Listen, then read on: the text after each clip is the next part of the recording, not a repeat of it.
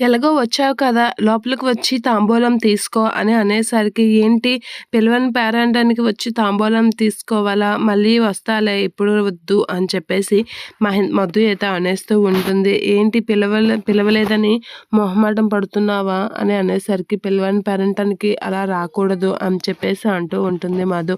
అలా అనేసరికి, అవునా!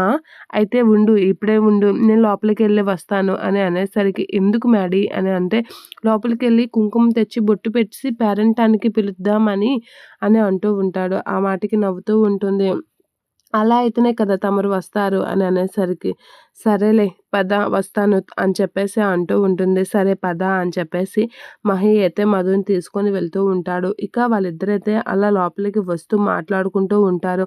అలా లోపలికి వస్తూ మాట్లాడుకునేసరికి మధు అయితే మహి అయితే చాలా హ్యాపీగా మాట్లాడుతూ ఉంటాడు మధుతో. ఇక మధు కూడా నవ్వుకుంటూ ఉంటుంది.